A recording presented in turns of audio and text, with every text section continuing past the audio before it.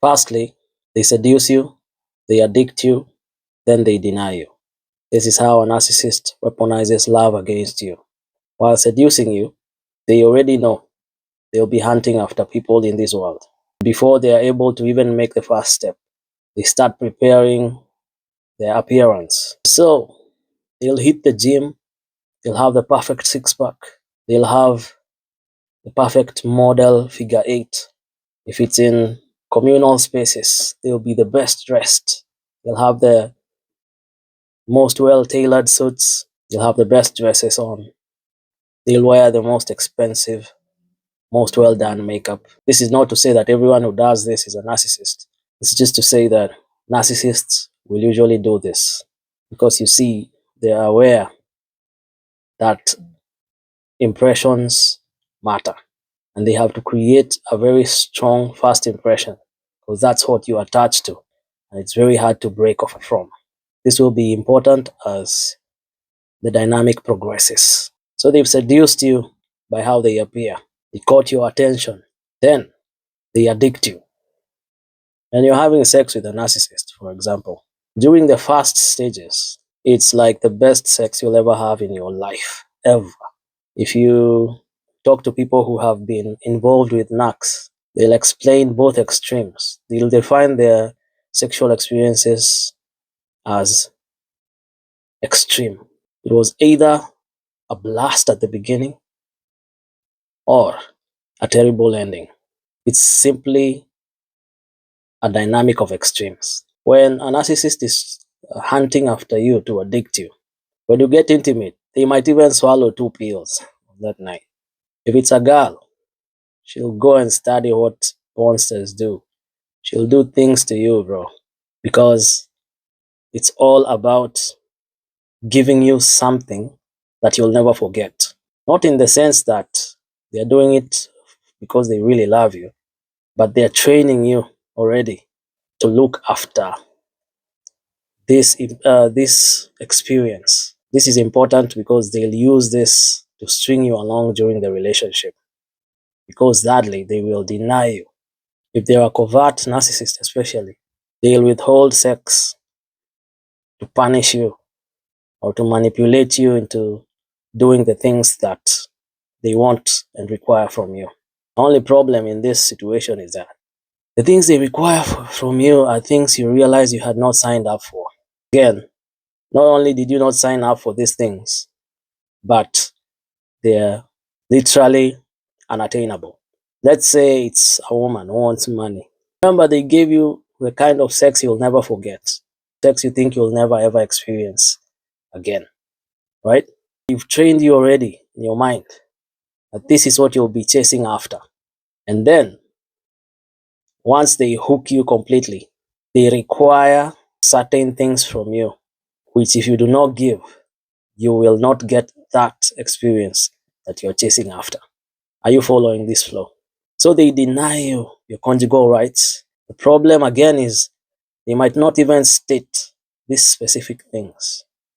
I was giving an example of, say, a woman. It's just one example. Maybe they want money. And if you're not giving me this money, you're not getting the things that I used to do for you. If I used to spoil you with videos, if I used to give you the best, highest, most intense experiences ever, you're getting nothing right now because you've not given me this money. They might not tell you because you've not given me money, I'm not giving you this. They might, but they might not say it in words, but they'll say it in actions because if you don't, you're not getting it. Now, this progresses, it graduates because with a narcissist, it's all about devaluation.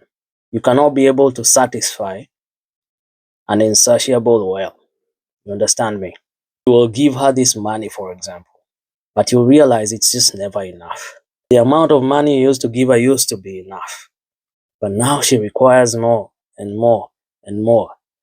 And it might even get to a place where if you ask, so how much do you need?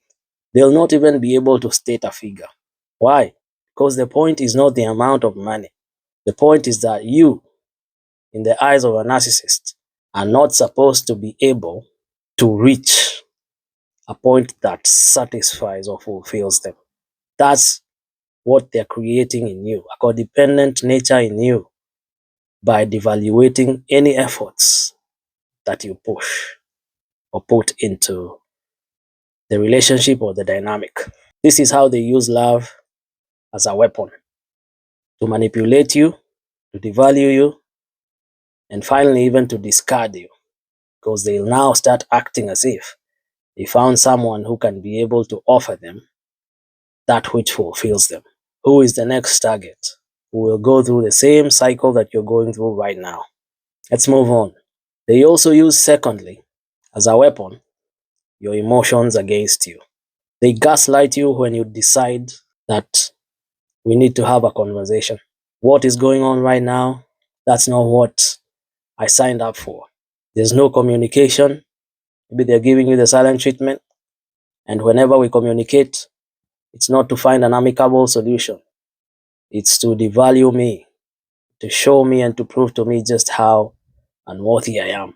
When you demonstrate that you have advocacy, have value, and that you deserve proper respect, proper treatment, proper dignity, to them first it's an insult that you think in your mind that you are worth dignity, because they try to show you that you are the scum of the earth. Because you see, for a narcissist, they cannot be able to live peacefully with anyone for an extended period of time on an equal basis, or if they feel that they are lacking in comparison to them. And even if they have more, because you'll notice those narcissists who even have more than you, they still attack you, they still devalue you, they still undo you at every turn. And the guy has everything. He has more millions, he has more properties than you. But you see, with the narcissist, it's not even about the amount. It's about giving you that derogatory treatment. They feed off of sadness and pain. That's what they are creating in you. They use your emotions against you. When you're low, they require a high. Whenever you're high, they require a low. There's no emotion which they will acknowledge, because in their minds you have no right to be speaking about your feelings. Your pain is irrelevant. Your needs, your emotional needs, they have no place in this dojo. That's how a narcissist is dealing with you. Thirdly, they weaponize people against you. In this narcissistic dynamic, which is very destructive to you, even to the narcissists themselves, but to you who is the innocent, they use people. These people could be friends, they could be family. And by the time you realize what's going on, they have been smearing your name. They've been planning against you. They've been turning people against you. They've been virtue signaling, coming and treating you like trash, and then putting out a picture to people out there that they are the angels and you're the devil in the house. They get to create for themselves flying monkeys who will finish the job for them after you have been discarded. The people are the ones who will come to gaslight you, to guilt trip you into staying in the dynamic. Once you start picking up on cues that this is not healthy for you and you need to literally move out in order to save yourself, they use people to convince you, and they use people to blame you if you do not fulfill the requirements they have for you as the narcissists in your life. They also use people in the capacity of a family setting. It could be your children, and maybe you have a family with a narcissist.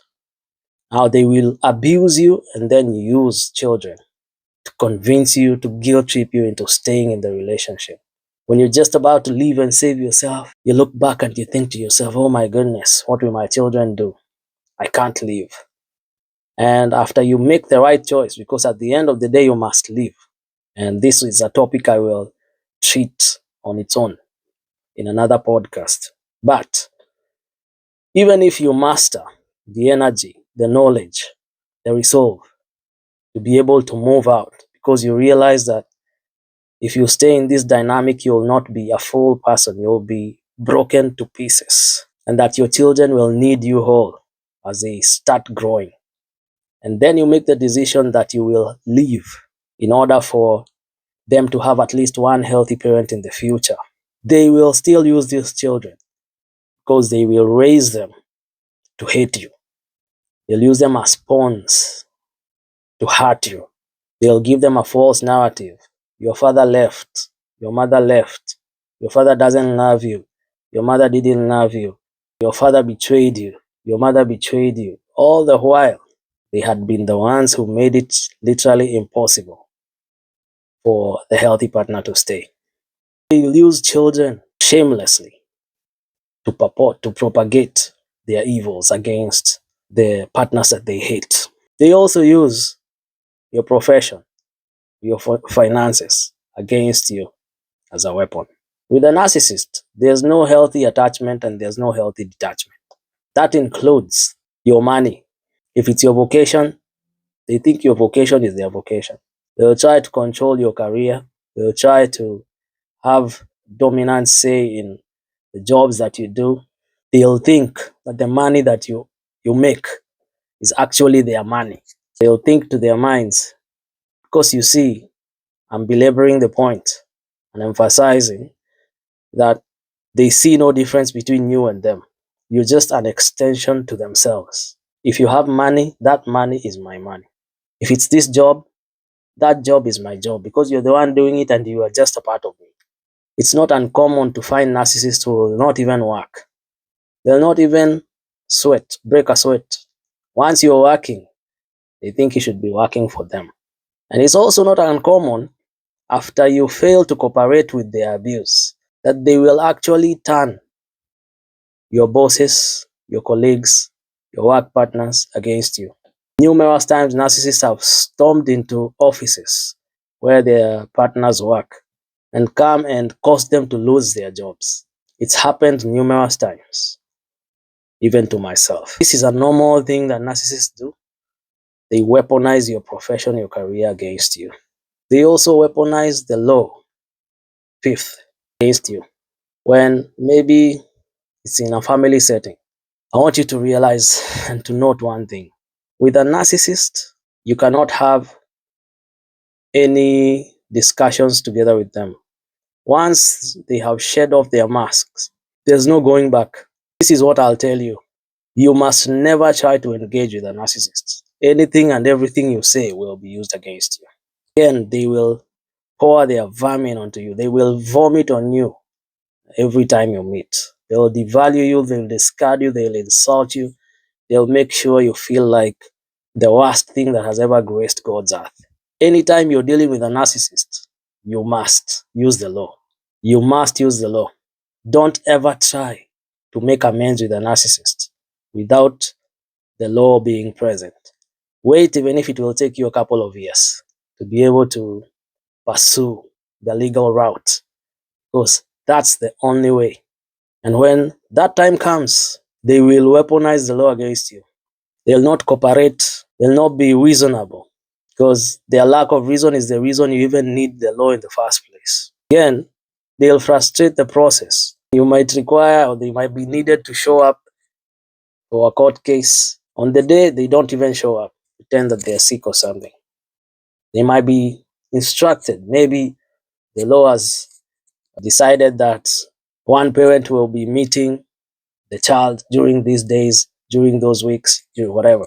They'll not cooperate with this. They'll make sure they frustrate this process completely. Even when it comes to a divorce, they'll not just make it easy for you to have a divorce. They'll drag you through the trenches and they'll make sure that you spend as many months and years.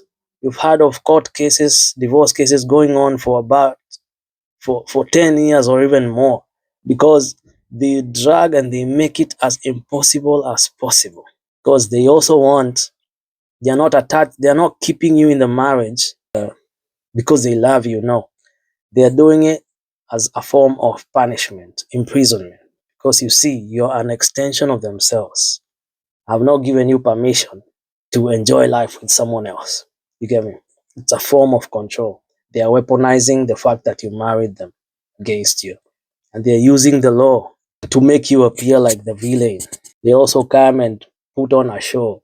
If it's ladies, they come, they start crying in court because they know people usually appeal to emotions. So they do it not because really they're emotional in any way. It's just a weapon they're using against you.